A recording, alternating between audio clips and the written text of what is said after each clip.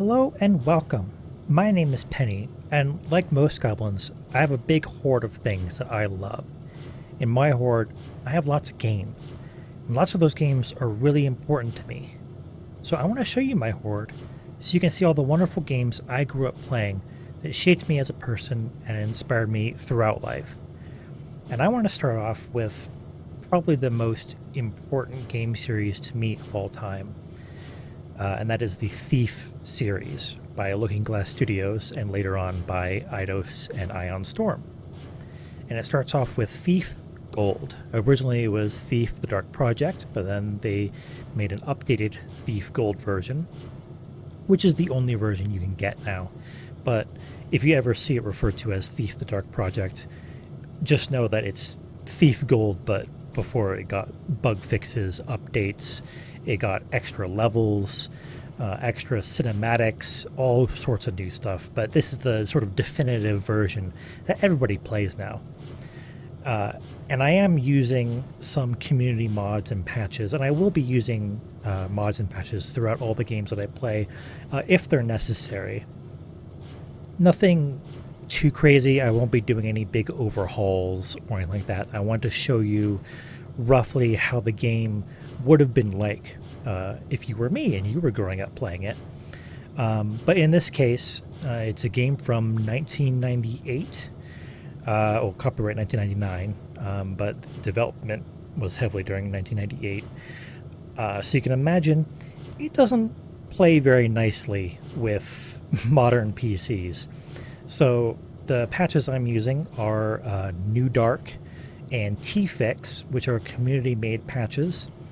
They enhance the AI, they make the detection better, they fix pathfinding for the AI, more bug fixes beyond what the original Thief Gold fixed in the Dark Project. A better mantling system, which I'll get into that later when I'm actually able to show you what mantling is. And just a whole bunch of other stuff that makes it run very, very well on modern machines. And of course, you can get this game on Steam or Good Old Games. I do have the original Thief Gold and Thief 2, the Metal Age discs. They don't work anymore because, the passage of time is a real pain in the butt. But I keep them around for sentimental value because they're just that important to me. So let's get started, and I'm going to go into a new game. And actually, let's go through the options first. Make sure everything's all okie dokie. Let's see. It looks good. These look good. Auto search bodies, I would like that. Yes, please. Goal notification, yes, please. Auto equip is fine. Audio, yes, that's one of the big things that they added with New Dark and T-Fix is they fixed the audio, gave it proper hardware acceleration, made it work real nice. You get real good echoes and wonderful sound dispersion and whatnot. I will be playing, let's see, let's start on hard difficulty. I have played the game and finished it on expert, but I would like to play these games on like normal or medium-ish difficulty on this channel, just to have a fun time, just to relax a bit, but not go so easy that you think that these games are a cakewalk. This game is pretty easy if you know what you're doing, but I have seen some first-timers go in and absolutely get their butt kicked. So let's just go on hard at first and go from there. And we'll start the training because the training has some very good lore and information.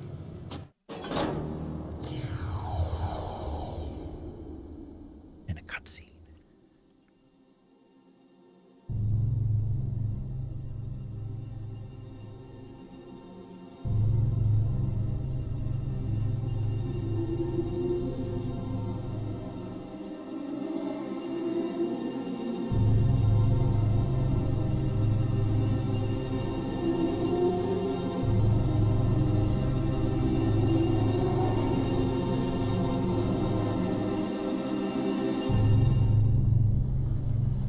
I was a kid. No parents, no home. Running messages and picking pockets to keep my ribs from meeting my spine. One night I saw a man. Folks just passed him by like he wasn't there. I thought he must have something valuable, so I snuck up on him and made a grab. That's not for you. Please, sir, I'm hungry. Don't tell the Hammers, I promise. What is your name, boy? Garrett. You have talent, lad. Let go of me, old man. To see a keeper is not an easy thing, especially one who does not wish to be seen. We have a need for those as gifted as yourself. If you've grown tired of how you live, then follow me, and we will show you a different way. Leave me alone. As you wish. I caught up with him just before he vanished into the crowd. It was the beginning of a very long education. Ooh. So right off the bat, yep, we're playing as Garrett, starting the training as a young boy, but you can already tell, like, you know, this is a somewhat darker fantasy setting. I mean, we're playing as a street urchin right off the bat. This is no hopeful peasant adventurer, and already we're being introduced to things like who are these keepers? You know, a keeper's training. What is that? What is this world that we're in? And they portray these bits of lore through those wonderfully hand painted cutscenes in those sepia tones. And there are a couple fully animated cutscenes later on in all the games. But for the most part, all the cutscenes are those brownish, parchment-colored, sepia-toned animations. But you still get a good feel of the world through that. I feel very, you know, not very colorful. Not that this is a desaturated game. It is dark, it is grimy, but it's not desaturated. It is still a very colorful world, but it's just grimy, it's gritty. And let's just go into the training, and I can show you the mechanics of what this game is like, and we can get a better understanding of what a keeper's training really is. Welcome, young Garrett. In the nearby rooms, I will instruct you in the various skills you will need to survive. Please stay in the entrance area to each room while I explain the room's purpose. When you are ready to begin your lessons, proceed down this hallway to the first room. So already, now obviously this is much better than how the original looked. I am not using the high definition texture mod, but I am using the new dark graphic settings where you can see those bloom effects, better lighting, higher contrast, but those are the original textures in all their glorious pixelated wonder. But already off the bat you can tell, ooh, you know, creepy library, where are we sort of place. You must learn how to move unseen. Stay in the shadows. Avoid the light. The indicator on your screen will tell you how visible you are. Try to reach the top of the platform without being seen. So if you couldn't tell by the fact that this is called Thief, it is a stealth game. It is one of the first true stealth games out there. There were games out there like Metal Gear and whatnot, but those gave you a lot of combat options, and not many games really punished you a ton for being spotted. You could get away with it. You could kill the enemy. In this game, you are not a walking arsenal most of the time. And if you do have a lot of weapons, even then, you can see on the bottom of my screen, there's that little rectangle. That's the light gem. And as you can see, as long as I'm in the shadow here,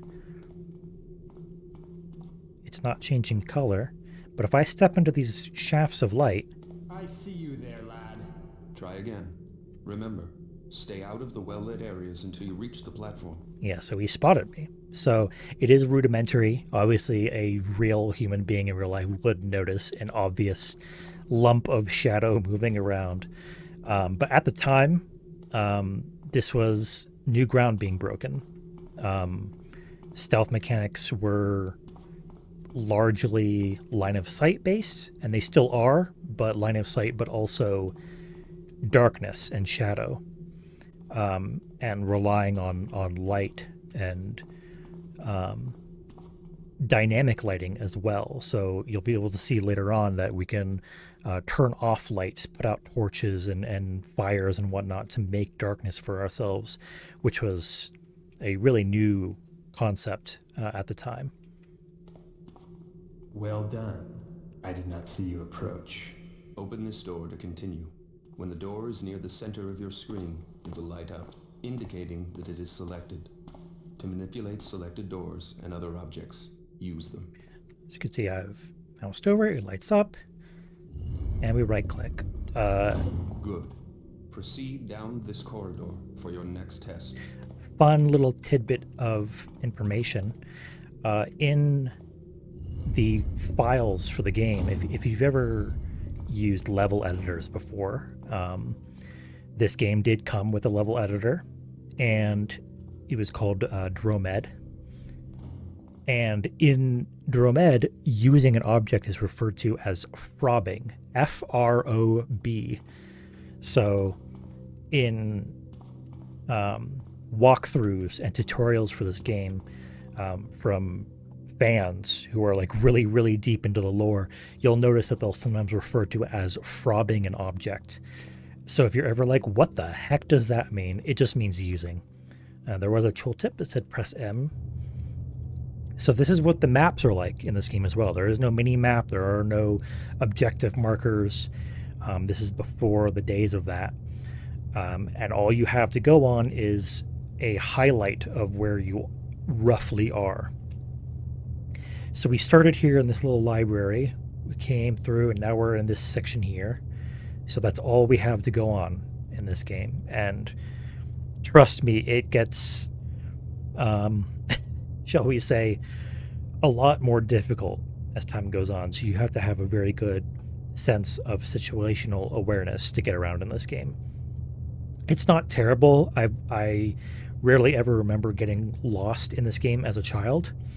I mean, surely I did once or twice, but even the more large and sprawling levels, you still have this idea of where you are. You can find landmarks pretty easily. You can orient yourself. I just activated my compass. If I scroll my mouse wheel, I can go through my inventory. So I have a compass that shows me where north is. So I'm like, okay, here's this L-shaped section of corridor, face north. Okay, well, that's probably this right here because I'm in that highlighted area. Here's an L-shaped corridor. There we go. When it gets more and more vague on the map, you have to use the compass a lot more often. But let's get into the second mechanic that was also very revolutionary at the time. Not just light and line of sight, but the other important aspect of stealth, which is... Now you must learn to move quietly. Some surfaces are louder than others when walked upon, and moving quickly makes more noise than moving slowly. Listen to your own footsteps to hear how much noise you are making. The instructor will have his back turned. You must get to the top of the platform without being heard. Yes, so sound is very important for stealth, as literally anybody will ever tell you. At the time, though, this was a really new idea. It wasn't really being used a whole lot.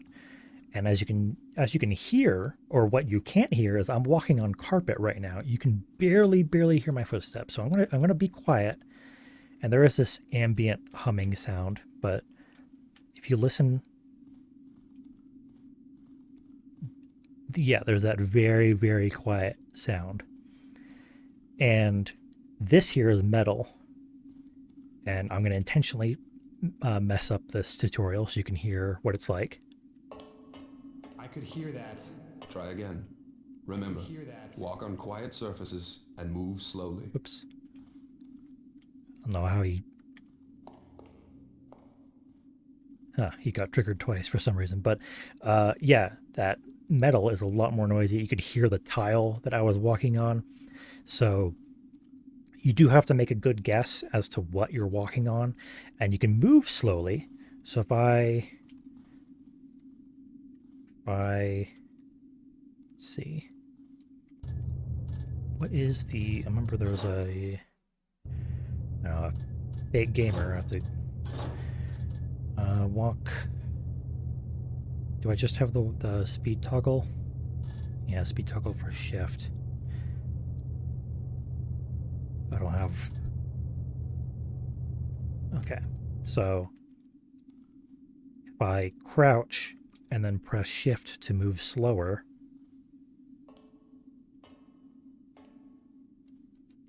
he didn't hear that. Now, in real life, a real human being who was being trained to stand there and listen for sounds would probably hear that. But essentially, it's making invisible bubbles around your character of sound that radiate out from you. And if they touch a character, it'll be doing these internal tests of how receptive they are to those sounds. Having played around a lot as a child in an editor, you can set how much each AI, each NPC is able to hear sounds. You can make them really, really deaf, or you can make them, super pinpoint accurate hearing. In this case, he did not hear me sneak and crouch across that metal, so now I can get up here and... Very good. I did not hear you traverse the room. Thank you. Beyond this door is a hallway that will lead you to your next task. And I can hear their footsteps, and NPC footsteps are a lot louder than mine.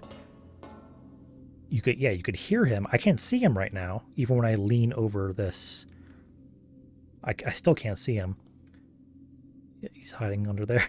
But I could hear him, and that's really important because stealth goes both ways. It's not just light and sound and hearing on my part, it's also on their part. So if an enemy is walking down a corridor, I can hear them, and... Oh, I closed the gate behind me.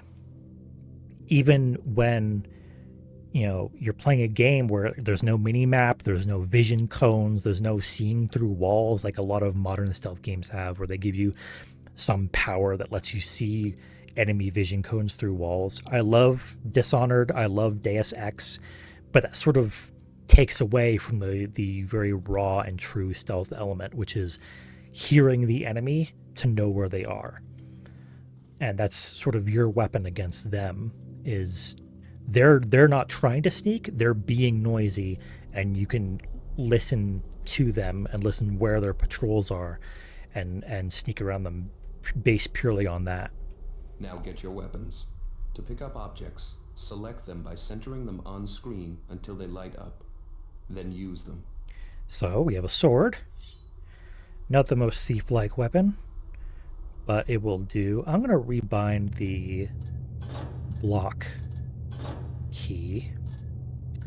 Am I using control for anything? I might put it on control. Because it's normally middle mouse click, but that's kind of not the easiest thing to do. I hope I'm not using control for anything. So I'm going to put it on... Where is block? Block, block, block, block, block. Here we go. Control. I don't think I'm using control for anything else. Okay. Now I can block by pressing control. And it's a very simple sword fighting mini game, if you will.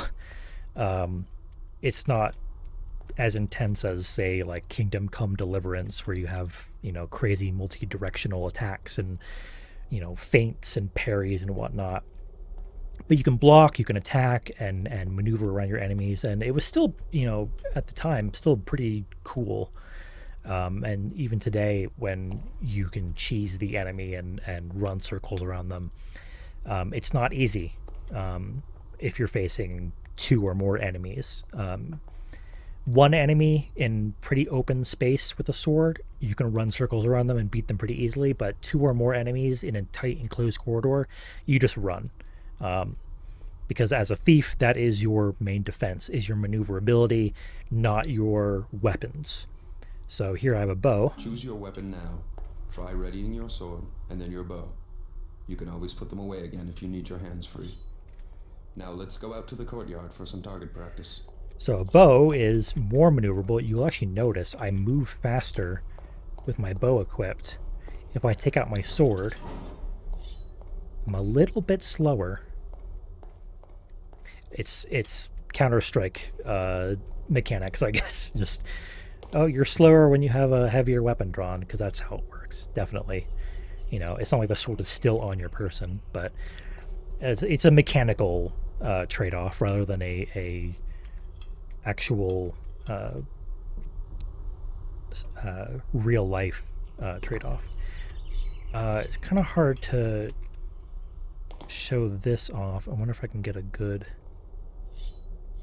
You'd notice that your sword also makes you more visible. So if I have my sword equipped, and also your bow as well, you can see my light gem at the bottom gets a little bit brighter because you're holding this you don't have it sheathed. You have this big bulky object in your hands, and also it's a sword, so it's going to be glinting off of the light. So if you want to be stealthy, you find a corner, you crouch down. If I take out my sword, immediately I go from very well hidden to they're going to spot me. But let's go down to the courtyard and let's get that practice. Ready your bow. Knock an arrow and draw back the string by holding down the attack button. Make sure you draw all the way back, or your shot will not have full power. Take aim, and when you are ready to shoot, release your attack. See if you can hit one of these targets. So, gotta have a bow, aim, and there's the sight. That's roughly the middle there. Good shot. Keep practicing if you wish. When you are ready to proceed, approach the training dummy and ready your sword. Well, if this is your first time playing, then you're the training dummy, aren't you? Yeah. Anyways, if you do notice, it'll zoom in after about 2 to 3 seconds. But if you keep it held down, yeah, your arm starts to get tired, doesn't it? Because that's pretty realistic. Holding a bowstring held back is not easy. And even I'm presuming Garrett uses a short bow that'd be easier to conceal, even compared to a long bow. That would still be pretty difficult for somebody who isn't super duper buff.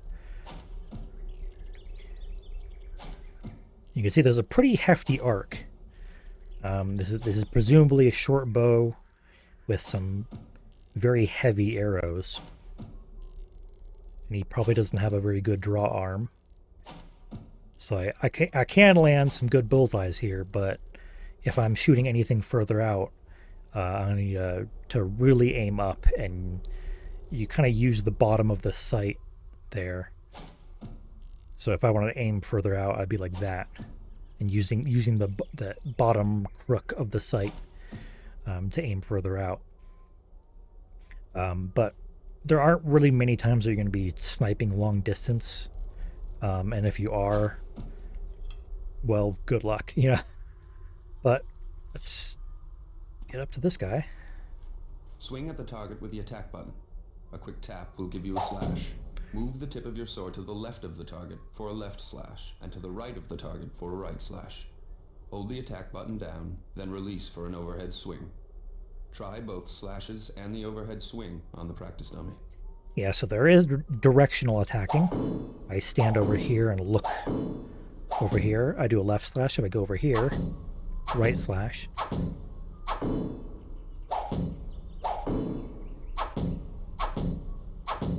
The right slash is a little bit faster because you're not drawing your arm over to the left side to do this attack. So you can see it's a bit slower than on this side. Especially if I get it real close to the middle, but not quite. There we go. So that's sort of the trick, is keeping keeping your sword in a way that you can get off some very good quick slashes while moving around the enemy. And if you hold the mouse down, you do an overhead hoo, which is a lot harder to connect. I think it has actually a shorter range than the slash. If I get real close, yeah, you can see I can connect with the regular slash, but not the overhead swing. So you do have to get in closer, but it does a lot more damage if you hit an enemy from behind with it. It's almost always an instant kill, unless they are stupidly overpowered or something, which is rarely the case. But if you can nail one of these... Good job. You're ready for a live opponent. Oh no, a live Practice opponent. against your partner. Enter the cobbled sparring area. Yeah, so now you can see what it's like to actually fight a person. Now this is a nice open space, a lot of room for me to maneuver. Even though I do move slower with a sword, I do have room to maneuver around him. Yep. Now I'm going to try to block him. Come on, make your attack. Come on. Oh, he blocked me. Ooh, he almost got me with that hit. Keep sparring if you wish. When you are done, Yeah, this is how you get them. You kind of run circles around them, get behind them, quickly slash them. I'm gonna try to let him get a swing in and practice the blocking. Ooh, ow. Oh, he commented on the fact that I'm blocking. Turning turtle. Yeah, enemies do react to what you're doing. So actually, if I use my bow... with your sword, not your bow.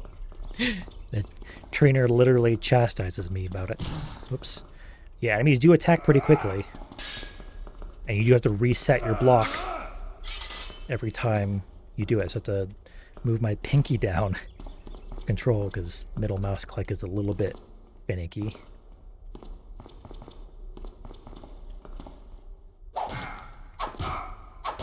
This guy's a little bit not aggressive with his attacking. Some enemies are way more aggressive and will do a lot more attacks in quick succession. Thankfully I have infinite health, and so does this guy. Oop. Yeah, they can get in some pretty good quick hits on you. Ooh, see, couldn't even block that one. So even against this one opponent, obviously I'm trying to stand still to show off the blocking. Normally I would just run circles around him and whack him over and over till he's dead.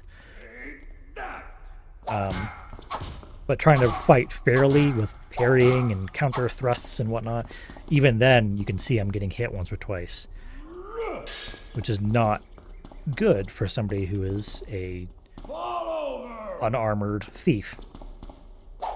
So normally you just run circles around them, try to get them to turn around. Like by now he'd be dead. But if I face him head on, gets right up in my face, he gets quick hits on me. So this is not a game where you can go toe-to-toe with a lot of enemies. Oopsie. It's those big wide swings that I can easily block.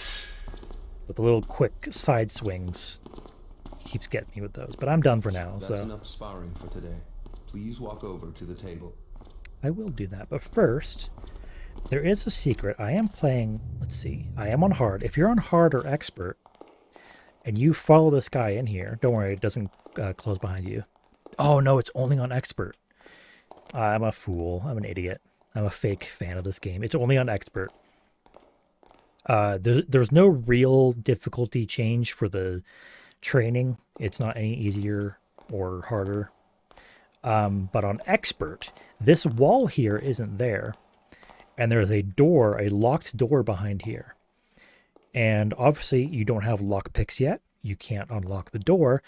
But you do have a sword, and wooden doors can be bashed down with your sword. And there is a secret hidden area back there. If you haven't played the game yet, I won't spoil it. You can find it for yourself. This game, by the way, is super cheap on Steam and Good Old Games. So if you haven't played it yet, go do it. Go play it. Go buy it, please. But I won't spoil what that little Easter egg back there is. Oh yeah, now it closes, so I can't mess with them anymore. Would you care for some refreshment before we move on, young Garrett? Please pick up all of the items on this table. Cycle through your inventory to see the objects you have in your pockets. Once an object is displayed, you may use it. Have something to eat if you wish. Then you may proceed. The next test is waiting on the other side of the metal door. Yeah, so the inventory system is literally just you scroll through it. So if you have a lot of stuff in your inventory and you're really, really short on time, like you're being chased by an enemy or something, you better be really good at scrolling or remembering where something is. I actually have the lockpick buttons bound to my thumb mouse buttons so that I can quickly lockpick. But I'll have an apple, a very low poly apple. Yum. Healing potion. I didn't take any damage, but who cares? I'm sure it tastes great. And then The door is locked, but the key from the table will open it. To unlock the door, select the key in your inventory. Center the door on screen until it lights up. Then use the key on the door. reach the key out, and then Good. Now head down Boom. this hallway to get to your next test. if I press, should be backspace. Yep, that clears inventory. If I press R, it drops the item on the ground. That's only for certain items. I can't drop my compass, obviously. But that can be helpful if you're trying to make a distraction. You can drop a loud object on the floor. Now you will learn new movement skills. First, climb the rope by jumping onto it. Oh boy, that bloom. I forgot how much bloom effect that they added in New Dark. Move while looking up or down to climb up or down the rope. Turn to change your facing. If you jump again, you will release the rope. Now climb the rope to get to the top of the platform. This was also kind of intense at the time. These ropes that actually animated, you can see it's jiggling as I move up and down. These like stretched objects that move and animate. That was apparently really, really difficult to do at the time. It was kind of a wonder that they were able to get it working properly. And then if I jump off, Well done. Run and jump across the gap to the other side of the stream. I won't jump because I want to get that wonderful little voice line. Looks like you got a bit wet, my boy. Make sure you jump while running to get over a gap of that size. Climb the rope again and make another attempt. Yeah, the trainer is a little bit sassy with you, but if you jump, ta-da! Good jump. And there is an interesting thing. This game does have bunny hopping. The second game does not. They patched that out. But the first game, if you kind of go at an angle, like a sideways diagonal angle. Oh, I almost made it in there. But you could see how I was really rapidly accelerating there. So a lot of speedrunners will do this sort of diagonal bunny hop. Yes, and that's the climbing mechanic. But let me let the instructor explain it first before I get into it. This obstacle is easy to climb if you know how. First, move close to the wall. Next, jump to grab the edge of the wall and pull yourself up. I don't have to be that close. If you're just close enough, like that's not close enough. But right Good there, job. I'm most pleased with your progress. You have passed the last test for today. If you wish, you may stay to practice your climbing and jumping, or swimming, ducking, leaning, or crawling. When you are finished, you may return to your chambers by going through that red door. Farewell. yes. So you go right up. You don't have to be nose touching it, but if you're pretty close, you press and hold space, and up you go. You can jump into it as well. So jump, get up there. So that's how you can climb around a lot of stuff. If you, oh no, too much of an angle for that. But if you can get a good straight on angle, you can usually mantle up onto a lot of objects. And of course you can swim. Because I'm invincible, they're not showing the breath meter on the bottom. I guess they didn't want to kill you in the tutorial. But normally in the bottom right, there would be a breath meter that shows you how much oxygen you have left before you start drowning. I said that in a wonderfully cheerful voice, but no, you will die. And as he said, there isn't crawling. It's crouch walking, but I guess that could be considered crawling. And there is leaning. If you press Q and E, you can lean to look around corners. And there's also the forward lean, which I think in this game is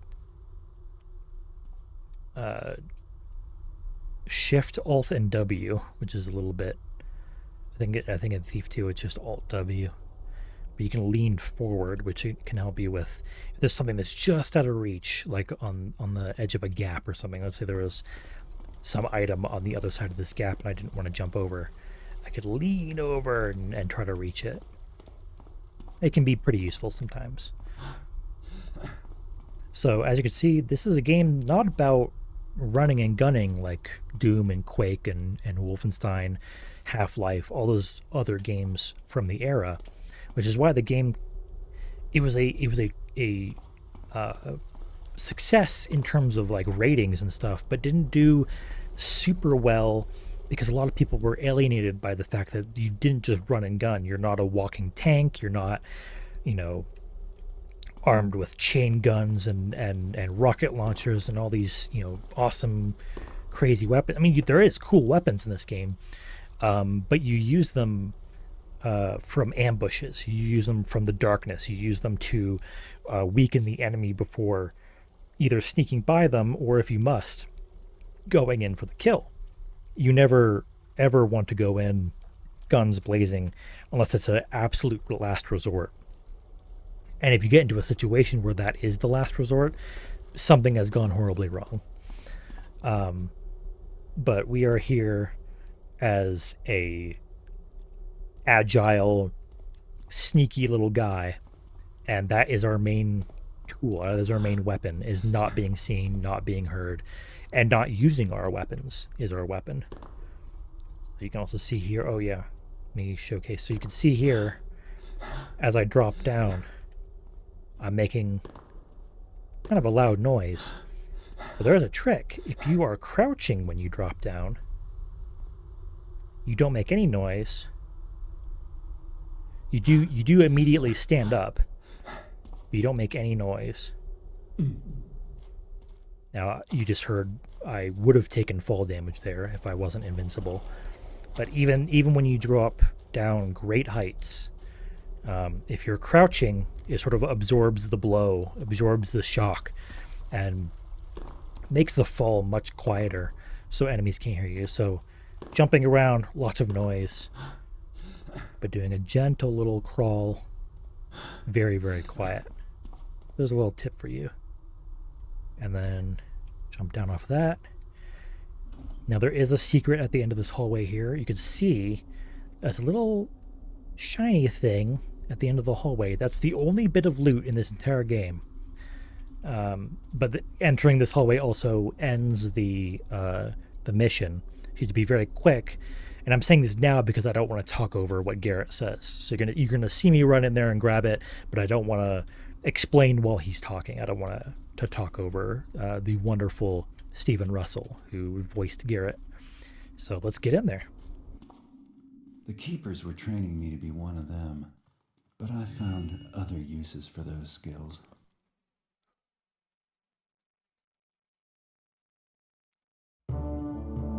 Ta-da! Yay, we completed the training. So, yes, that was Stephen Russell. He voices Garrett. You may also recognize him as the voice of Mercer Frey and various other NPCs from Skyrim. He was Corvo Atano in Dishonored 2, which was kind of a how should I put it? It was Dishonored 2 like thumbing their nose and going bleh to the 2014 Thief reboot, which did not have Stephen Russell come back as the voice actor for Garrett. They got somebody else.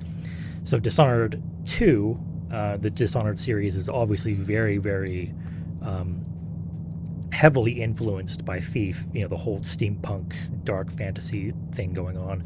So of course, when they gave Corvo a voice, they had to give Corvo the ultimate Thief voice, which was Stephen Russell. In Fallout 4, you will probably also recognize him as Nick Valentine, the detective fellow, and Mr. Handy and Codsworth. He does the voice for that. He has a much more gravelly voice in later games. His voice is a lot more smooth in these earlier games. But listening to his voice growing up was just huge. Just hearing this slightly gravelly, sarcastic, cynical voice. Garrett really is an anti-hero, and Stephen Russell did a wonderful job voicing him, and various other NPCs. He did a bunch of NPCs and guards and all kinds of characters in this game. The voice actor list is actually pretty small. They had a lot of people doing multiple roles, but you would hardly ever notice it. Even with the limited budget that Looking Glass Studios had, they really put their heart and soul into it, and you will be able to hear even the kind of doofy sounding NPC voices. They're hamming it up, but they don't sound bored. They don't sound like, oh, I'm just doing this for a paycheck. You'll hear that they're putting their heart and soul into it. But I'm gonna get into this next cutscene.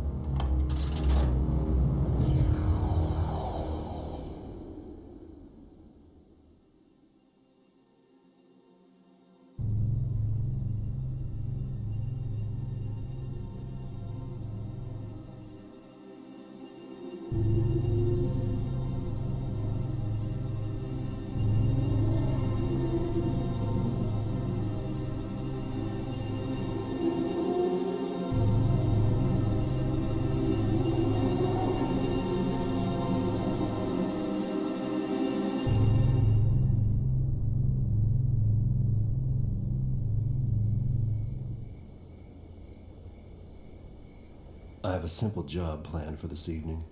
Break into a guarded mansion, steal another fat nobleman's priceless trinket, and leave quietly. Lord Bafford is out of town, and rumor has it that the captain of his house guard went with him as a bodyguard. The time is ripe for a bit of burglary. The front gate of Lord Bafford's manor is always guarded, and the main street is far too exposed. But Cuddy tells me there's a better way in, around to the side, more out of the way. One guard, and likely no witnesses to complicate matters. The piece Cuddy wants is a scepter, silver, jewels, the usual adornments. It should command a high price. Bafford, like most of his kind, probably keeps his treasures on the top floor of the place, close to his heart, and far from his servants. No point in waiting. I have Cuddy's old sketches of the place, and everyone who's going to be asleep inside already is. It's time to begin. Ooh. So already we're jumping right into the thievery, the wonderful cat burglaring. We're going in, getting a prized jeweled scepter. As you can see, it's on hard difficulty. If you change between difficulties, it gives you extra objectives. It also makes enemies more aware. They have better sight and sound detection. It also reduces the amount of hit points you have, increases the amount of damage you take. It can actually add more enemies. There might be more enemies patrolling about. Items can move around. For example, on normal difficulty on certain missions, there might be a key laying around somewhere. But on a harder difficulty, that key might not be there anymore. So you have to find a different way to unlock whatever door that key was supposed to go to. So the more difficult it is, it's not just a straight up and down, oh, enemies have more health, which they do on harder difficulties for the most part. It's more intensive. There's more stuff going on. So hard difficulty is okay. Obviously there's normal, hard, and expert. Normal is just get in there, sneak into the manor. This objective is literally just get into the manor and then find the scepter. This one, get 350 worth of valuables. So I had to actually get loot in there. I can't just speed run right to the end and grab the scepter. Don't kill any servants, and then get back out of the city streets. That's pretty typical for hard mode, hard difficulty.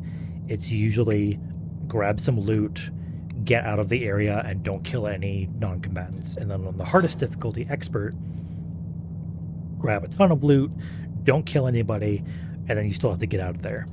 And again, there could be other objectives as well, like grab this other thing, grab these other things.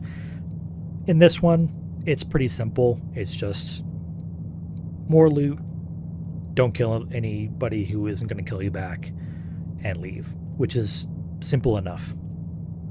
And this is an iconic beginning to this game. Yes. Before we get to that iconic beginning, we have the store. Now you can see cash 350. That normally is 300, but if you get that extra 50 in the training mission right at the end there, you start off with 350. And you can purchase all sorts of stuff. So I'm going to get 2 of these. Let's get up to 10 water arrows. And then 1, 2, 3, 4. So it's running at 40 and 10. What the heck? Let's get 2 more of these. 2 more of these. I'm probably not going to need any healing potions.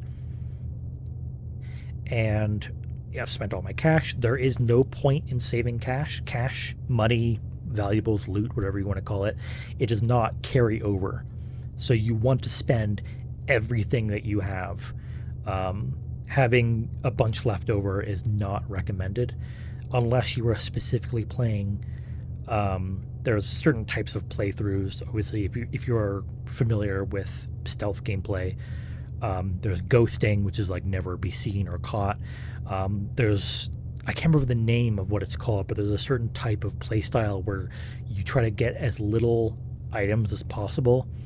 And one of the things you do is you don't buy anything at the start, and then you try to pick up as few things as possible. So if you pick up a key, that's 1 point against you, and you try to, finish the game with as few points as possible, a few picked up items as possible. So it's like the anti-thief, if you will. You try to steal as little as possible, but still win the game.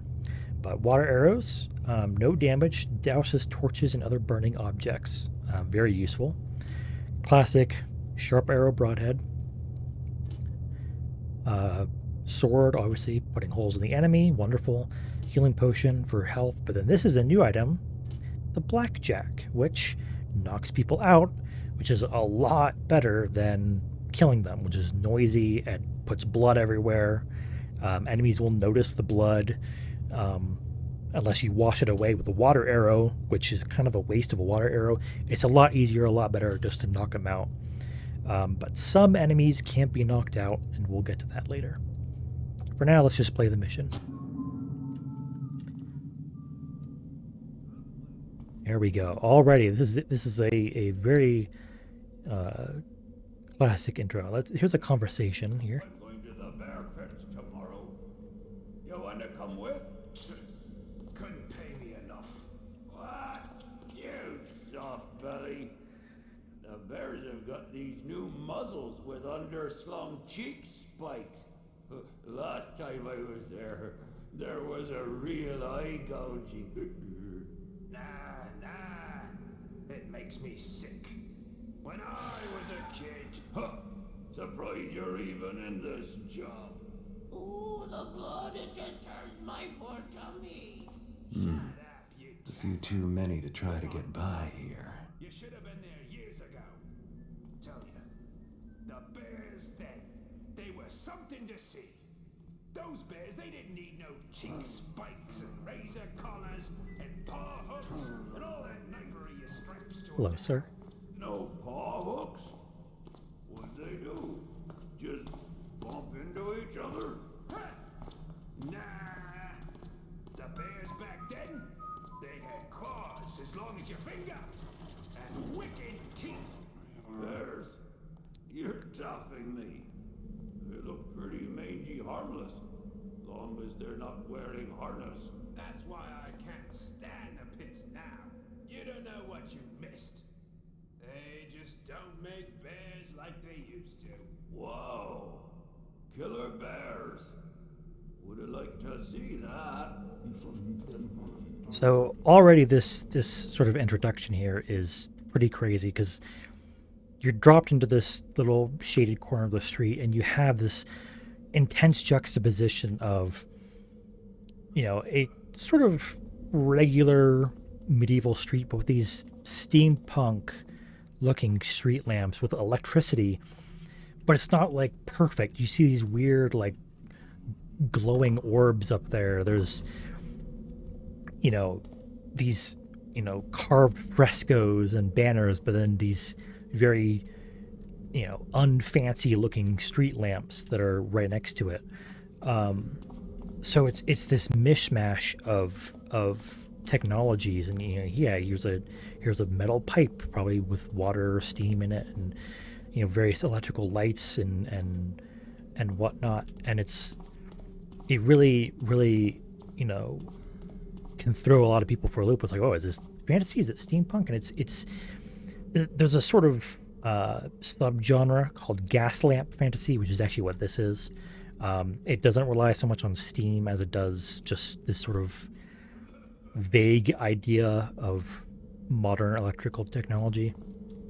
But then you hear that humorous conversation of, you know, bear pits and animal fighting, and you have these guards that are he said, you know, you couldn't pay me enough, and it's like, oh, are they getting underpaid as guards? Are they, you know, is this a world where you know, you have these clashes of technology here, and rich manor houses that are just sort of dropped in the middle of these big sprawling streets with, you know, animal fights and underpaid workers, and it's like, oh, this is kind of an industrial revolution sort of idea. This is gonna, you know, touch upon these ideas of you know, inequality and whatnot. I mean, you're literally Robin Hood without the giving to the poor part. You're giving to yourself. So if you're going to be stealing a lot, then you have to sort of touch. You have to touch those sort of ideas. If you're out here, I'm going to save actually quickly. I'm going to save. I do have some earlier saves here. Save here. I'm going to save it as Penny Goblin Mission 1. Now, they made it pretty nice for you in this very first mission. Out here, the guards don't really care. And if I step in closer, This is no place for you. they give you a warning to scare you off. Normally, standing in this bright light here, they'd be like, hey, you know, get out of here. But it's, you know, they wanted to ease you into the stealth. So you have these guards that are warning you but not trying to kill you, and you have these big expansive streets here with, you know, lots of dark corners, pretty much nobody around. You know, there was that servant that you saw walking by, but he didn't care either that I was walking around. He was just like, yeah, whatever, I'm on my way to work, or on my way to the night shift, I guess. And there are these sewers, of course. What's a good stealth game without some sewer, or any fantasy game? You can't have fantasy without sewers. So you also have these sewers that you can move around in to pass below the streets, get past the enemy without them ever spotting you. Yes, 1998. This was the pinnacle of water technology. And we have a gatehouse, or a mini gatehouse here. So you can raise that. If I remember correctly, yep, there's a bit of loot. So now we can move past here. So now we're technically below where the well is, but I want to go back up because I also want to show their other way of easing you into this and making this a lot nicer of an introduction. So I'm going to climb back out. I mean, yeah, I'm playing with the original sort of graphics, obviously with the updated bloom and lighting, but this is pretty cool looking for 1998, 1999. You know, this was the era of, you know, Quake and Half-Life, and it's like this sort of aesthetic, this sort of dark fantasy, it still gets me every time, and with the high definition mods, it is glorious. And the fan missions, the community, they took the level editor and just take it to the extremes because they know, like, we're not bound to, you know, really small file sizes and small graphics cards and whatnot, so they could really go ham with the looks of the game. And so there are some fan missions out there that look truly stunning, that look better than some games made nowadays. That's sort of a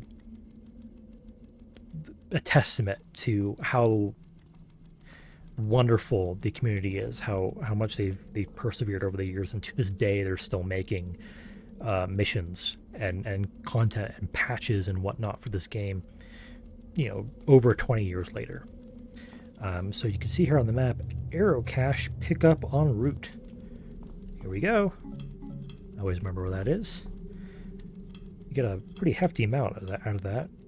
I remember, I think we had like 40 broadhead arrows. Now I have 54, 16 wire. Yeah, we're well stocked.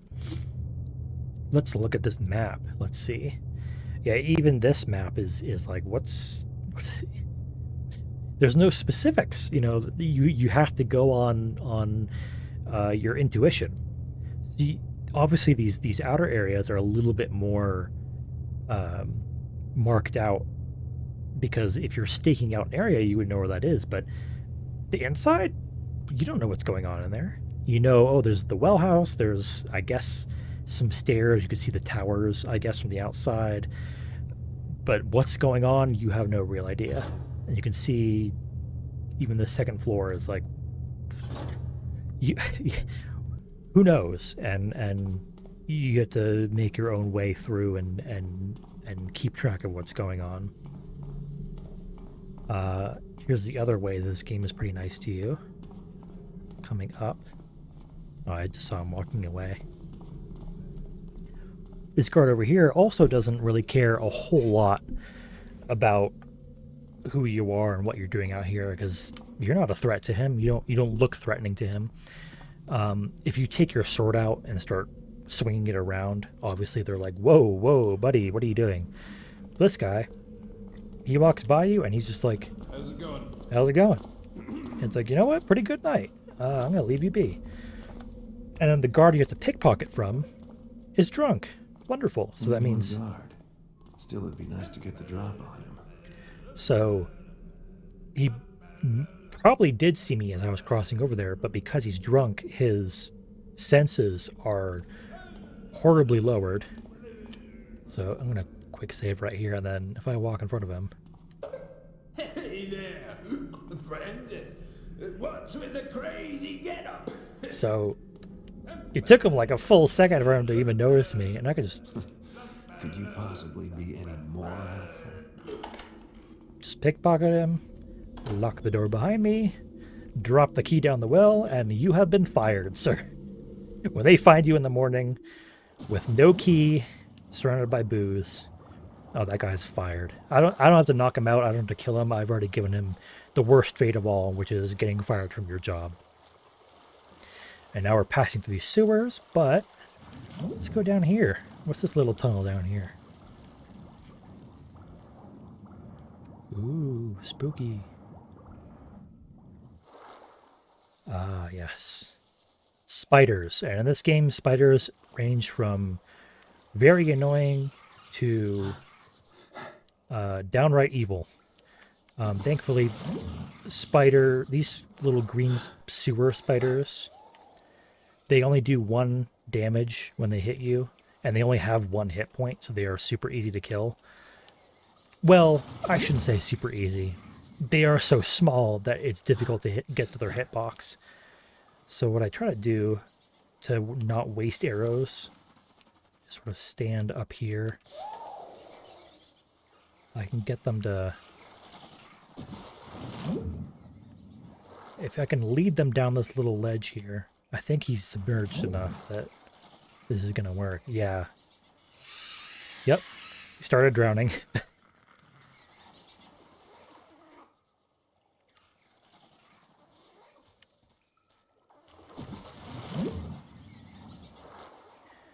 And it's like, what kind of world are we in that there are these just massive... These are regular spiders. They're just massive, and they have fangs that can, you know, pierce your flesh and do some pretty lasting damage to you. I just hit them from here. I'm not going to wait for them to try to get in. Oh. Oh. Yep, and they'll do that too. They'll try to leap over you as well to get behind you. But he was an idiot and leapt right into the water. So that's his problem now. Now they're all dead. Since I'm in here, I might as well pick up something for myself. Yeah, might as well. Yeah. That wonderful level of sass, I love that from Garrett. He truly is sarcastic and cynical. It takes a lot for him to really get annoyed or surprised by something. We continue swimming down here. And now we can see here. Big hole in the wall. Inside at last. Yes, we are. We are inside at last. Save again. I just saved right over that guy talking, so right when I'm done, I'm going to listen in on that conversation. The sir could really beef up security, son. What do you mean? What's wrong with us? Well, we're fine, but I've been thinking we should watch the outsides more. That's stupid. People to worry about there on the inside. No, then you catch them before they get inside, you taffer. Oh. I love that the guards all have different personalities. You can tell just by their voice what kind of personality they have. They're those kind of gruff sounding, you know, no nonsense guards. They're the kind of doofy ones with the lower voice. The one up the front who had a kind of nasally voice. He's always kind of annoyed at things and kind of high and mighty. No matter what, no matter who the guards are in the game, they have these distinct personalities that I really love. Free health potion, thank you very much. And now that we're inside, yep, just the basement. There's no real map of this area. You can see a whole lot going on. Ooh, yeah, he briefly spotted me, but I snuck by him. Now you can see here, they put this sort of mulch grass on the floor, but there's that metal there.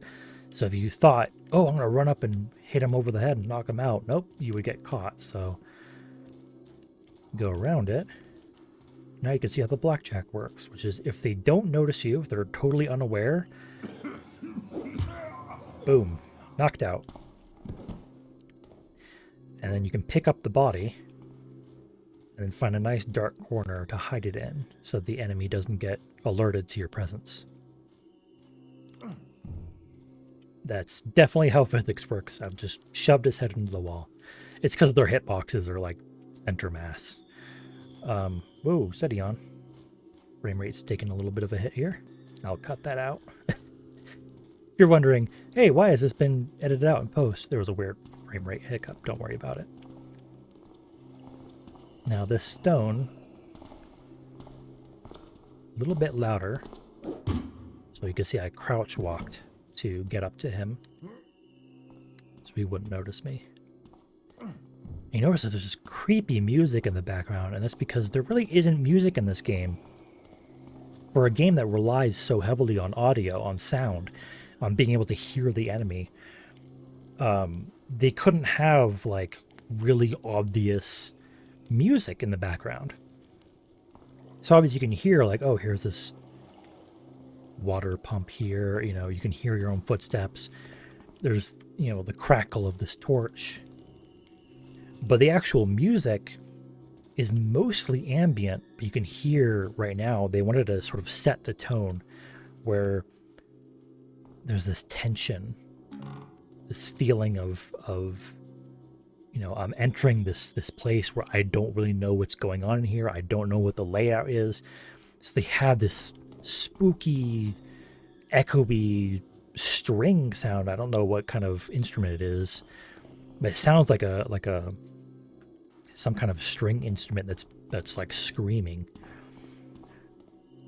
And you see this spiral staircase here, or square spiral, just hearing the spooky music, and it's just ramping up the tension. And you could see there, I grabbed an item, 2 items actually, flash bombs. Oop, that's a vase. I'm gonna drop this down here.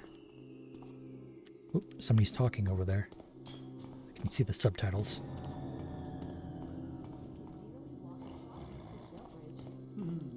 Wouldn't Newmarket love that? Just casual conversation between the servants. I didn't want to miss that conversation. I don't want to miss any conversation in this game. I want to let all of you guys hear it.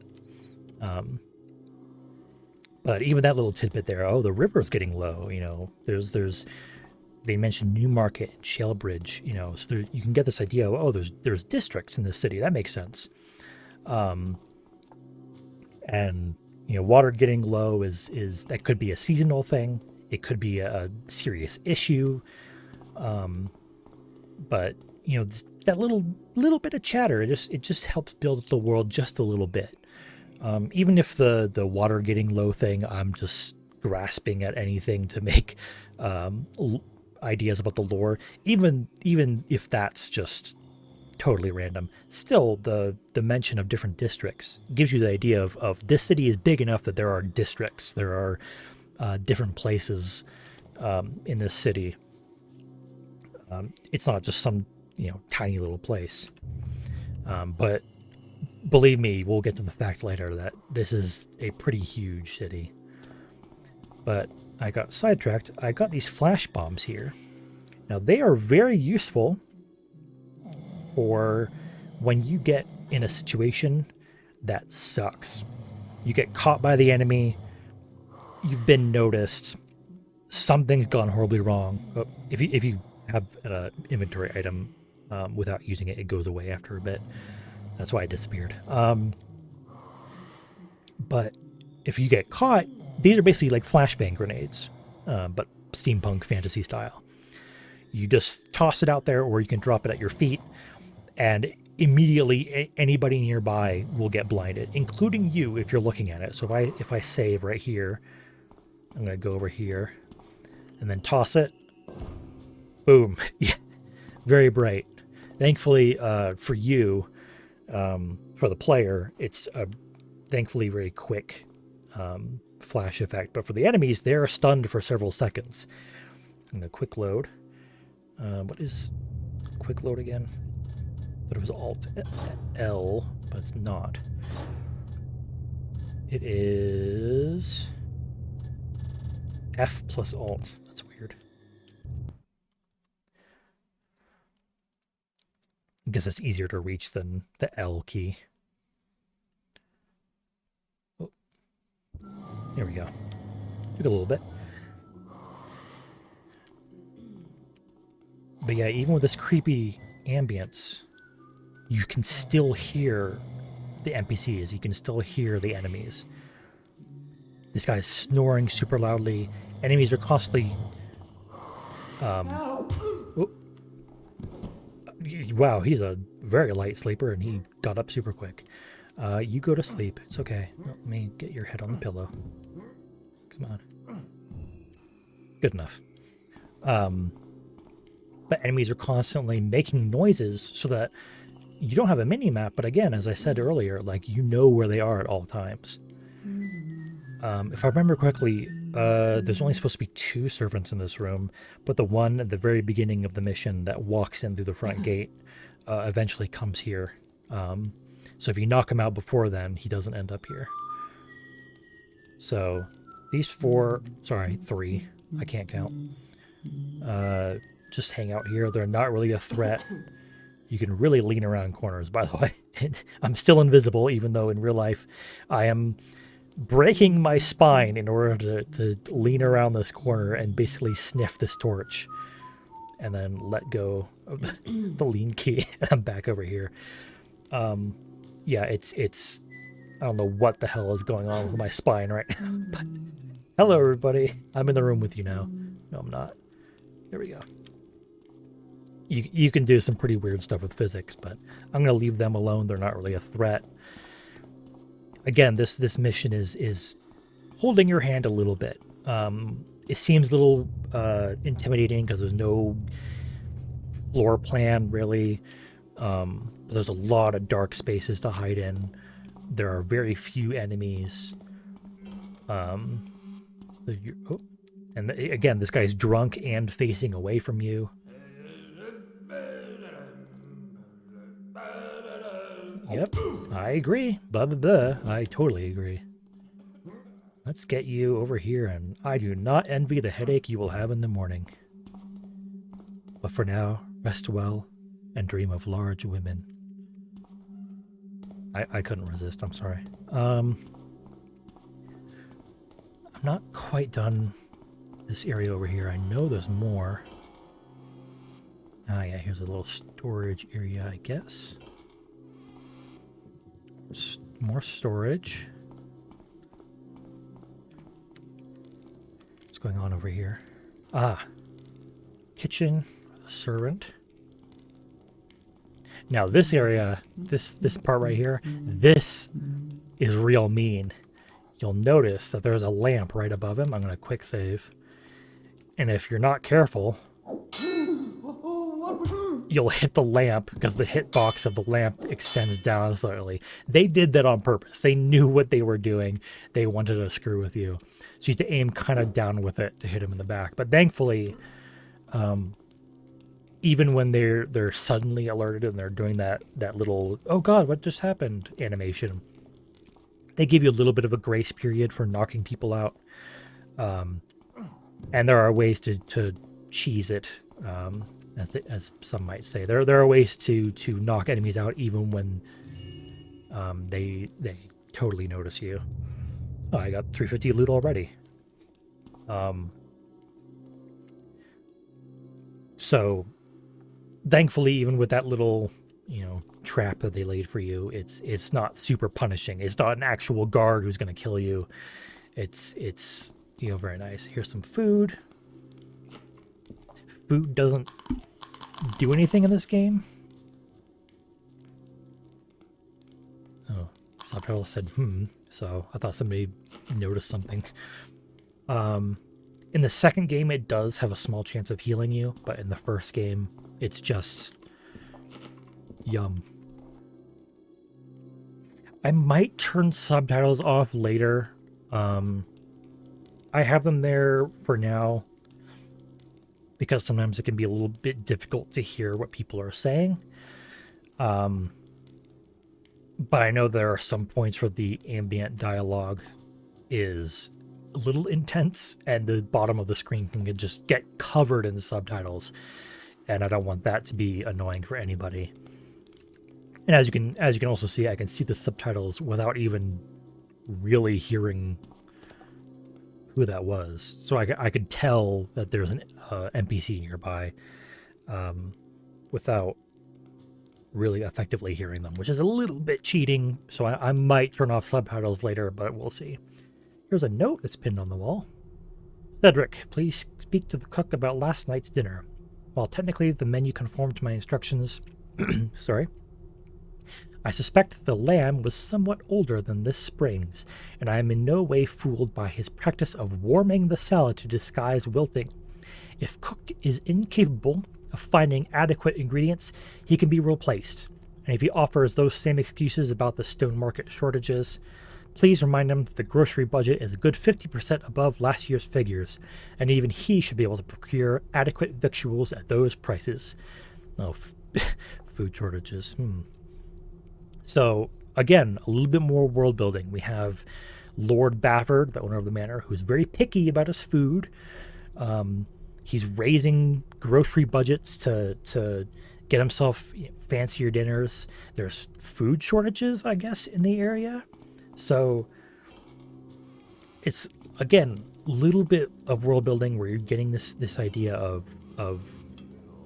rich and poor of I'm going to explain what I'm doing there before I do that. Sorry, it's just habit. But you're getting this idea of rich and poor of shortages for certain people. And again, that was just habit. Sorry. Of these ideas of again, this sort of pre-industrial revolution class warfare going on, which I don't know if it was super intentional on the parts of the game creators, but it is pretty intense for the time to put that into a game. Now, what I was doing there, out of pure habit, I'm so used to doing this, is I have these water arrows that don't do any damage, but I just put out that torch, and now it's nice and dark back here. So this idea of these dynamic lights that you can turn on and off with these arrows is pretty impressive for the time.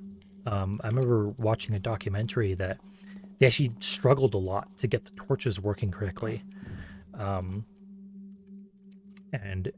it took a lot of work, actually, a lot more than you'd expect.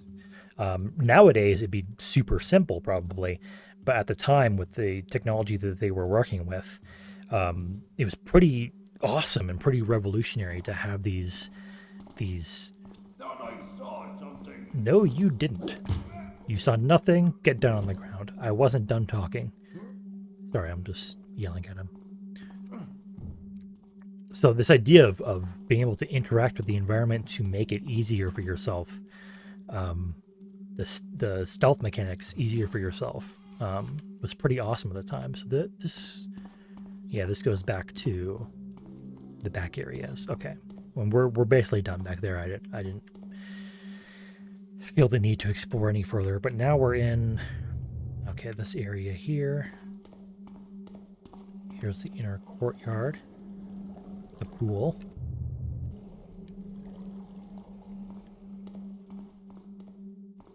So you're getting this idea that, this guy is very rich and wealthy. He has a freaking pool in his house. Art on the walls, and his rooms don't really serve a purpose except to show off his wealth. I mean, what is this doing here except to be like, hey, I have room in my house to put up gilded architecture or whatever. It's just a clear display of wealth. That's all it is. Let's read this note. To all staff, the sir will be taking his dinner and evening out tonight, so domestics and manservants have the night free. Housekeep is still expected to finish the quarters and the general polish. The house guard is not to find this an opportunity to shirk, and lapses will be brought up with the sir, Cedric. So yeah, even when the lord of the house is gone, everybody's expected to do all their work. I mean, God, look at this. Whole room full of paintings. He's got enough room on the walls, but he has more stored over here. Like he's flaunting his wealth in a pretty obvious way. So this is not a game where you ever really feel bad about stealing from anybody, with an exception way later on in the third game.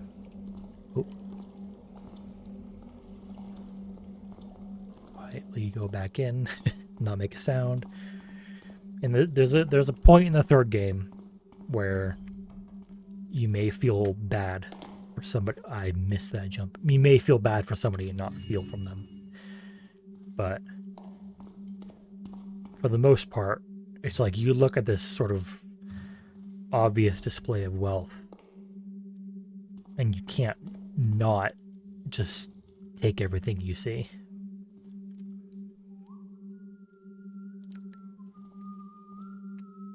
Guard up there. Yeah, this is the front area, so there's archer up there. Just a random stack of coins.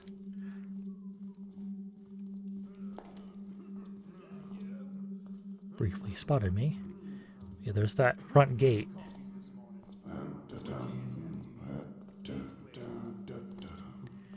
So I can hear, just from the audio alone, people talking, people's footsteps, whistling. You know, it's like, I know this is a dangerous area, you know, without having to use a mini-map with little, you know, dots or whatever that... Someone there?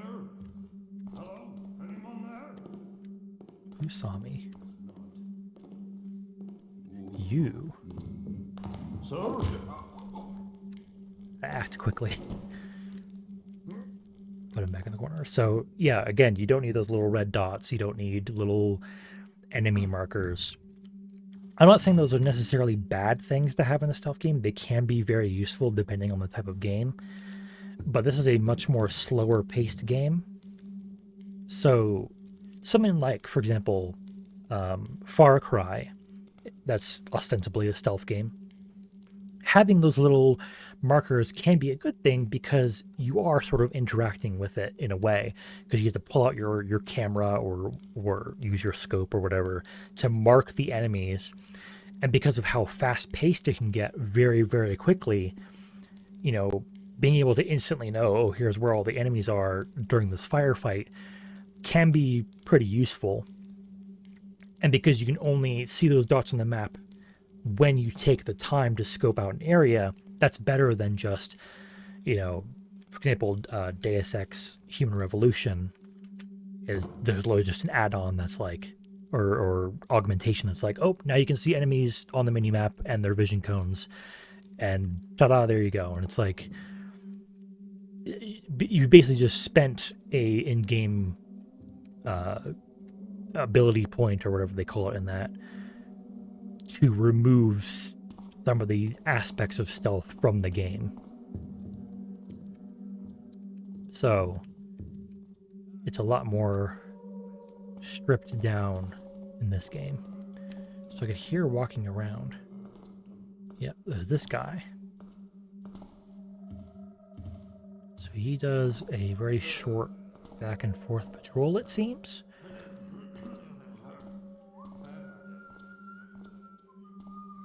Goes back in there. You can hear him moving back forward. Yeah, he's just doing a back and forth. So I'm gonna put out this light here, this fire. Ooh, he heard that. Sorry. That light. Now I can quickly dash into the room. He can't see a thing. Once he turns around, boom. And just drag the body back over. And they were briefly sort of alerted. You know, he was like, hey, what was that? And what's that over there? But, you know, they didn't notice. Ooh, carrots. They didn't notice a thing. Ooh, bread. Ooh, money. That's all you need in life. Bread, carrots, and money. So yeah, like he'll probably hear this.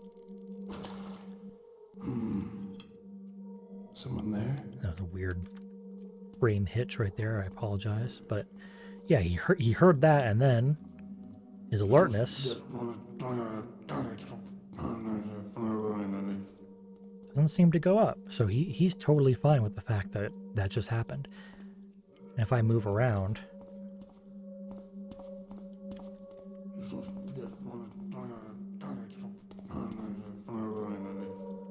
he's not alerted by that.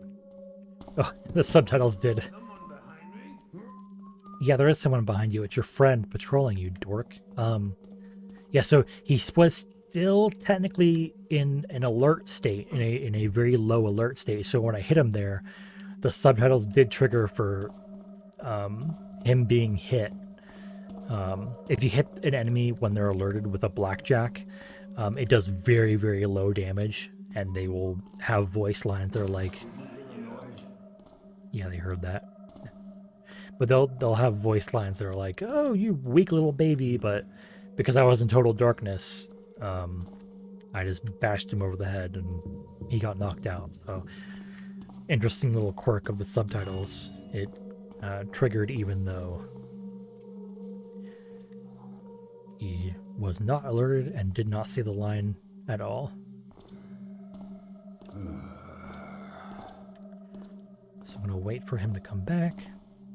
706 loot. Yeah, the interesting thing is that all the items that you can purchase in the shop are all in like multiples of 25 or 50, but then you can end up getting 706 loot. So you'll usually have a little bit of loot left over, but it's always some weird little small amount that you can't really fit into the budget. You saw nothing. So there will always be a amount that you can't account for, but again, as I said before, way earlier, you do have to spend all the money that you have. Yeah, that's the best you can do. Yeah, it is, and it knocked you out. Put them in the corner, and nobody should ever find them there because it's dark corner. Nobody patrols there. And looks safe. Nothing in here.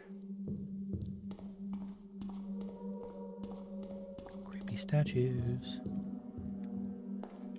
Money.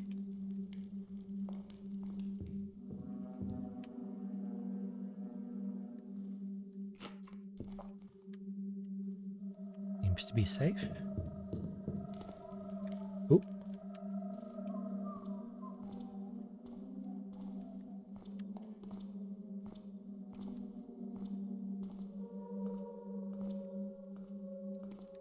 Okay, he's walking by. Yeah, if you are standing when you lean, it's a little bit further out. So I'm crouched, I can't see over there. When I'm standing, I can. But crouching, as you can see with my light gem on the bottom, makes me a little bit harder to see. So a little bit of a trade-off there. Oh, he's coming back. I'm gonna lie in wait. Now we'll cave his skull in. Boom. I love that dramatic falling over animation. The animations in this game are goofy, but they are goofy in a wonderful way. That's very well lit, but I don't... Oh, that was a weird texture glitch that I just saw in that tree there. But, you know, it was 1998, 1999. You know, who cares? It's charming.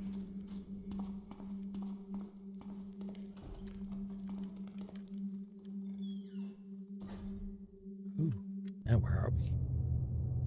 Here. That's where we are. That's all I have to go on. Little ring. You could easily miss that. Fireplace. Creepy art of... At this point, you don't know who this is. It's just some wizard, you guess, that's banishing away the devil. It's like you don't know who that is, you know. And with all the other art that's going on, like, it has this sort of 1970s, 1980s pulp fantasy sort of look to it, that sort of cheesy fantasy from the time, which is wonderful. I don't want to make it sound like I'm knocking it. the paintings in this game are either, Renaissance looking or cheesy fantasy looking. And it's kind of, like here's this, regal looking person, but then you'll find art like the stuff in that room we were just in, and it's like weird. I wonder if he reads them or if it's just for show. Yeah, another little thing, like little tidbit there of does he read this, or is it just to make him look smart? Is it here just to look like he's, oh, I'm rich. I picked up a plate. I have money to afford all these books. And it's like, do you read? Like, can you read? You probably can, but let's see what this is. Lord Bafford. Recent delivery of antiques from Bonn contains several items which we felt might be of interest to you. Descriptions follow, but you are welcome to drop by our shop to examine them or to our other goods in person. An ornamental scepter, 3 feet in length. That's what we're going for. The body of the stave is weirwood, carved in the star and dot pattern. 6 inches of the ferrule and 5 inches of the grip are bound with burnished copper, overlaid by an ink and glaze crackudere varnish. I hope I pronounced that right. The crowning feature of this magnificent piece, however, is the 6-inch teardrop cut cloudstone, one of the finest of its type we have seen. A treasure box of 2 feet by 3 feet of silver birchwood. The lid is of inlaid perline and onyx in a maze pattern carved into the wood. The feet are lion paws, each clutching a crystal globe. The inside of the box contains 2 principal compartments, one with glass shelves and one without. Beneath the compartments is a lockable 2-inch false bottom for your most valuable treasures. Grim mirth and deperin, fine antiquities, and precious relics. So that's like, you have this wealthy box, and within it you have even more valuable stuff. Wow. This guy is loaded. Picked up a note. Let's see what it says. Milordy Bafford. Speaks he sell to Ginny. Did you bid? Sorry, I almost said did you bid. And I mean, you did bid. I'm trying to correct the grammar automatically. Drickboon, the hammer hearts have been afoot, a skulk, a ferreting about, grabbing many a one to vanish into the cold stone down below their forgy chained cells. Tooks they your dealer Tarquis,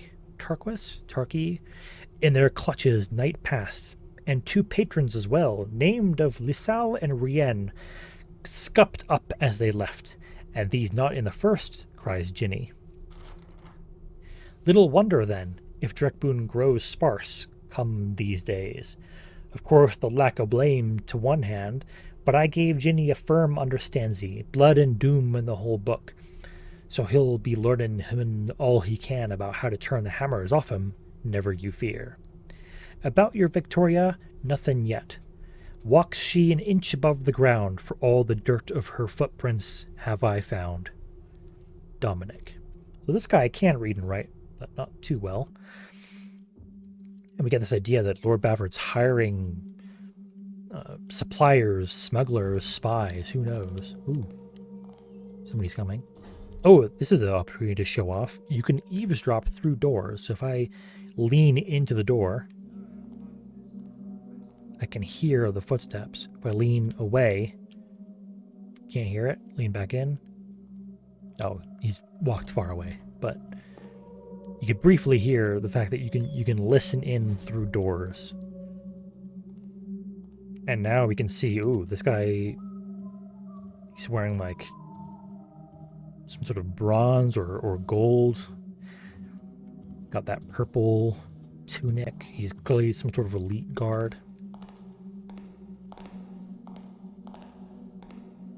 Yeah, there's these carpeted floors over the tile that we have to use, jumping over it to get past the enemy. I mean, look at this. God, spacious room.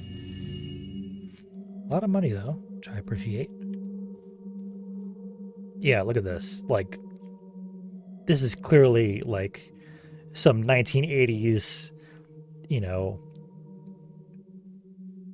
just fantasy book sort of artwork that you would see on some, you know, pulpy fantasy novel.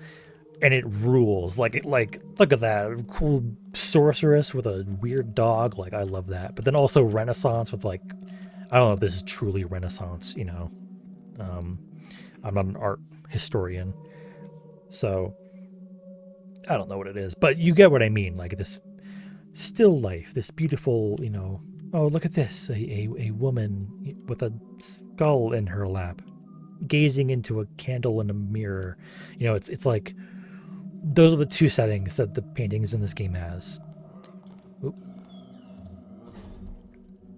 I'm gonna listen in.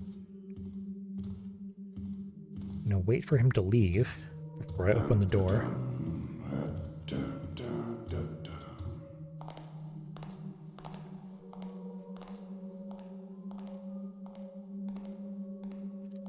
Think. Hey, what was that?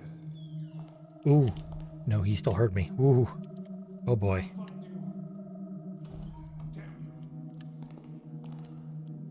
Right in the corner. Yeah, so even with me being careful, I still screwed up a bit there. He probably also heard me run into this room. And I can't put aloud. Put aloud. That's a wonderful way to put it. These electrical lights. Oh boy, he sort of sees me in the corner, I bet. But yeah, those electrical lamps, you can't put them out with water arrows. So I have to hope that this guy does not get close enough. You can hide for long. Oh boy. Stop at once and put. Nope, he saw me. Okay. Well, I hope Lord Baffert doesn't mind the fact that he'll come home to bloodstains on the carpet. Oh, got a good hitting on me.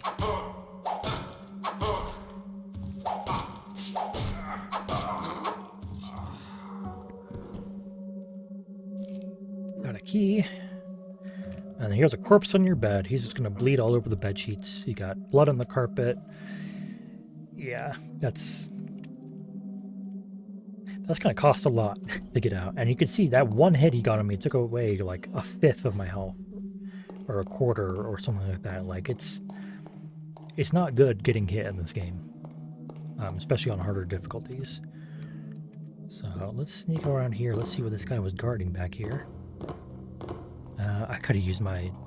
Ooh, that was creepy. Could have used my flash bomb, but I forgot about it.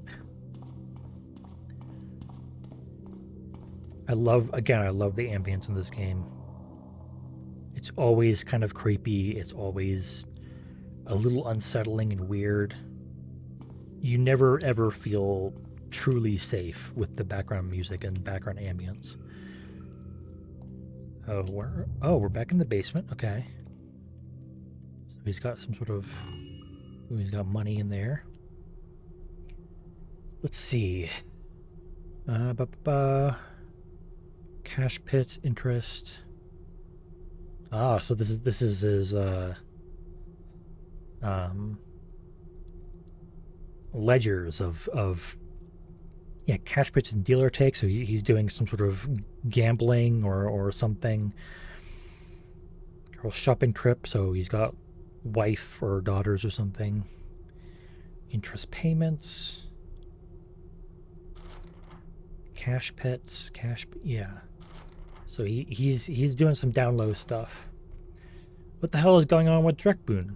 Even if Ginny's grafting, he damn well ought to be more subtle than this. If it's not turned around in another week, toss it up to Ramirez as breach. So I guess Drekboon is doing something. I'm not good at math, and I'm not good at finances, so I can't quite tell. But I'm guessing Drekboon is oh, there's a key. Oh, it's another one of these keys. I can just... That's how physics works. Thank you, Hitbox. Anyways, so I'm guessing that guy is skimming off the top or something. So Even his own followers are scummy like him. It's a hell of a walk just to get to your little money counting room.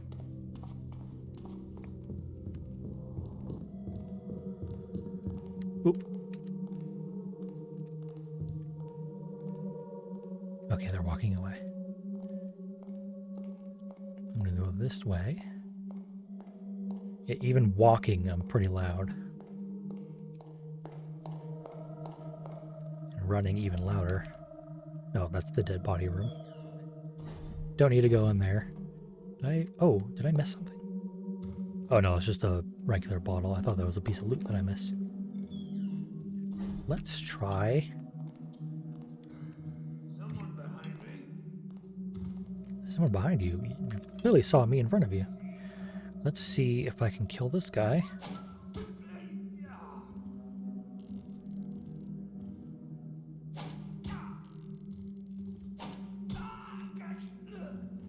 Took 3 hits for that guy. If they're totally unaware, that was just the key.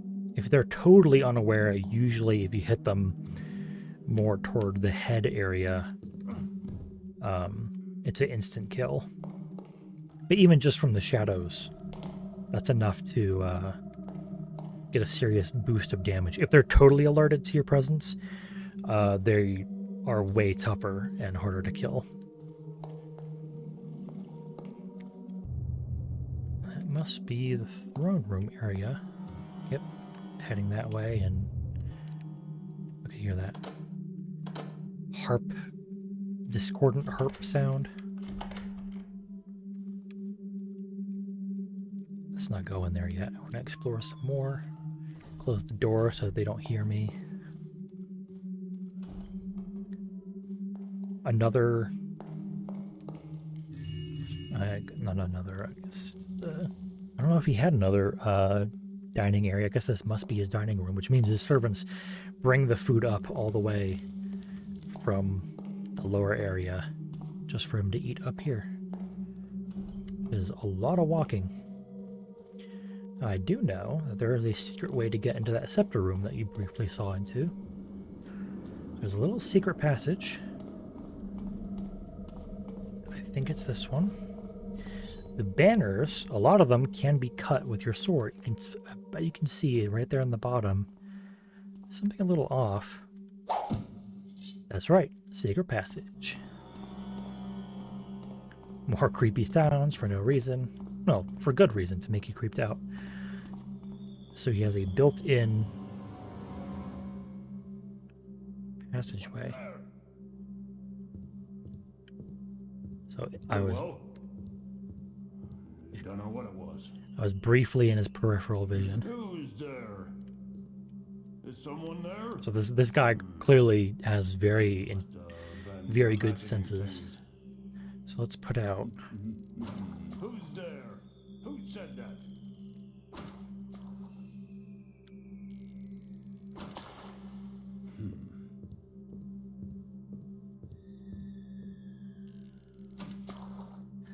Now he can't see me anymore.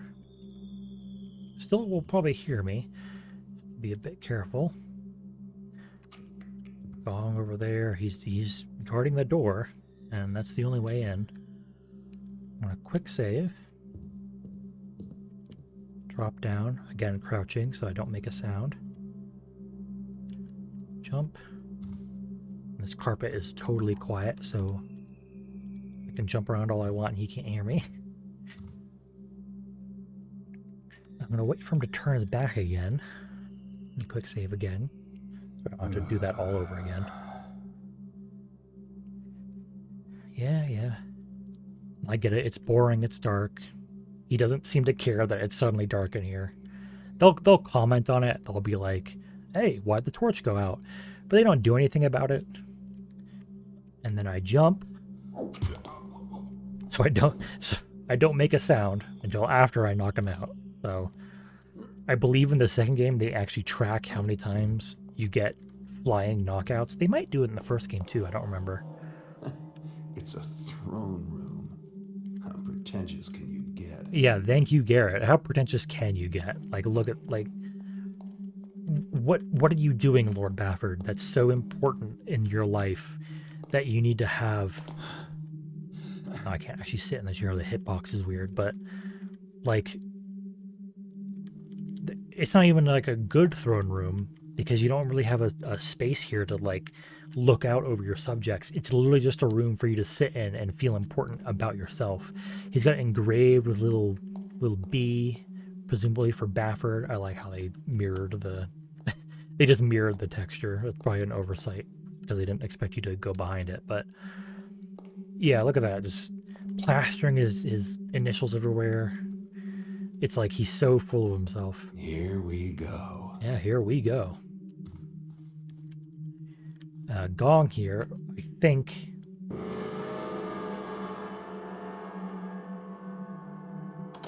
If I remember correctly, if the guards around here are still awake and aware, if they hear the gong, they'll come running for support. So that's why you had to take that guard out, because he'll run for the gong to ask for support. But now, check our objectives. Don't kill any servants, obviously, and return to the city streets. So all I have to do now is get to the city streets, and I've knocked out basically everybody in here. There shouldn't be any more threats. So I just have to find the way out of here. And let's see. Now there's the front gate, obviously, but that's obviously well guarded, even from going from the inside out. If my memory serves, there is a gate somewhere. Somewhere. I can't remember where. There's like a side door that you can't normally get into unless you're on the inside. It's somewhere in this sort of pool area. Ah, here it is.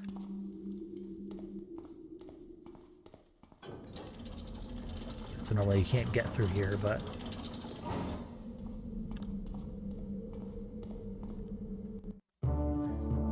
Huzzah! Let me check. It should have been updating me. Game. Goal notification is on. I don't know why it wasn't updating me. It normally has a little objective complete thing at the top of the screen and a little musical sound that lets you know, hey, you completed an objective. Yay. But there we go. That was the Keeper's Training and Lord Bafford's Manor. I'm going to save right there. I'm save over it. It doesn't really matter now. But there we go. I completed Lord Bafford's Manor and the training mission on Hoard. Let's see the stats. Let's see how good we did. Oh, it does track all airborne. There we go. So I found all the loot. That's pretty awesome. I'm not super great at remembering where all the loot is in a mission. This is not going to be a 100% loot run. Obviously, I'm playing on hard. I'm not playing on expert. So if you're looking for an expert difficulty, 100% loot, full ghosts, Iron Man, like the whole string of modifiers, you come to the wrong place. This is mainly just having a good time and showing off this game that I love. 50 minutes, 42 seconds. You can cut that down by a stupid amount if you're not, taking time to talk about stuff, obviously. This game is a little bit long just by the fact that it is a slower paced game. This is not a rushing run and gun game. You technically can complete it pretty quickly if you kill all the front gate guards, rush in, and just bunny hop your way to the scepter. And if you're on normal difficulty, you don't have to steal any loot or get back out. So you can complete it within a few minutes. But if you're going slow, if you're stealthing, 50 minutes, that's pretty typical for a mission. All the loot, picked only one pocket. Pockets picked only counts when they're alive. So if you knock them out first and then take the stuff off of their pocket or their belt, because they don't technically have pockets, it doesn't count as that. 0 backstabs. Obviously, I didn't use my sword to actually do any proper backstabbing, just to defend against that one guard. 14 knockouts, 1 while airborne, which is pretty hilarious that they have a tracker for that. 57 damage, 3 damage taken, no healing taken, and then innocents killed none. Innocents killed none. Yeah, duh. Others killed 3. I'm glad that they count other people, and don't say like guards or whatever. Oh, you're just other, you know. I'm sure that looks great on a resume. But yeah, there we go. There's the training mission and Lord Baffert's Manor, which is the very first mission. It kind of eases you into the lore, eases you into the stealth gameplay, but as we get into the second mission and here on out, it gets pretty wild pretty quickly. It's like they start holding your hand, and you think, oh, they're holding my hand. No, they hold your hand, and then they're going to grip you by the arm and suplex you into the deep end pretty quickly, in terms of difficulty and in terms of weirdness. The first game, Thief the Dark Project and by association Thief Gold, is definitely the weirdest of the series. I would say, in my opinion, it's very lore heavy. The second game assumes that you've played the first game, and it's a little bit less weird. It's still got weird elements for sure, but it's more stable about it. You're eased into it, and it stays pretty stable throughout. This first game is all over the place in terms of how weird it can get. Not in a bad way, I think, but it can be a little blindsiding for first-timers, I feel. And the third game definitely tones down a lot of the weirdness. If you're used to the first 2 games, it's definitely not weird at all. You're like, oh, this is typical Thief world. If it's your first time playing and you jump into the third game, it's gonna be a little weird, but they do ease you into it a little bit better, because the third game, which is called Thief Deadly Shadows, it was also released on Xbox, so they had to make it with the idea of there are people who are going to play it on Xbox, and because the first 2 games are not on Xbox, they're not going to have the lore, they're not going to have the backstory, so they have to sort of reintroduce you to the world, reintroduce you to the characters. It's not super hand-holdy, you know, it's not obnoxious about it, but it is a little bit toned down in terms of weirdness. So it's not like you're, you know, with a regular book trilogy. If you took like the Lord of the Rings and started reading the third book, you'd be like, what the hell is going on here? Who are these characters? What's with this ring thing? What's with, you know, these people and there's names and these battles? Like, what the heck is going on? But if you read the first 2 books, you're like, oh, okay, that makes sense. Not so with the Thief trilogy. If you play the third game on its own, it stands up on its own. Obviously, way better with the first 2 games under your belt, but that's way off in the future. We're just going to start now with Thief Gold, and we're going to get through these missions. I'm going to do one at a time. I know I did technically 2, the training mission and then this first mission. We're going to do one at a time from here on out. I might cut down some of the missions into multiple parts if they get really, really, really, really, really long. I know some of the later missions can get pretty excessive in length. I know the second game especially, because the missions in the second game are a lot bigger, a lot more sprawling. So they could be 2-parters or even 3-parters. This one, I'm just going to keep it as 1 part, as one big, nice introduction. But from here on out, I'll probably end up doing maybe multiple parts for just one mission. It depends. It depends on what people's attention spans are, what people want to see. But thank you so much for joining me on this first step into my childhood. And thank you again for checking me out and coming to my channel.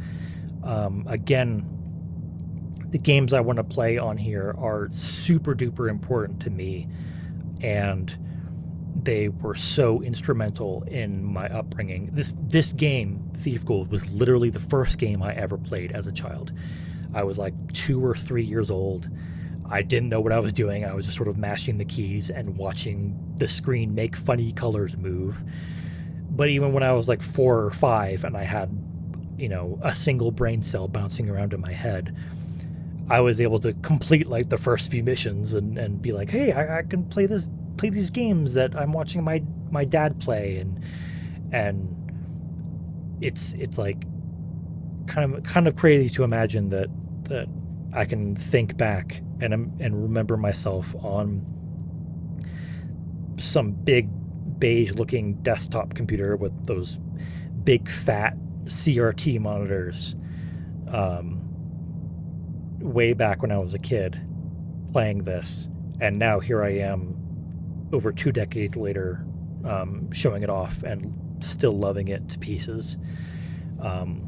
There's so much more to show, so much more to get into, but I'm going to leave you all here. So thank you so much for coming, and I'll see you next time.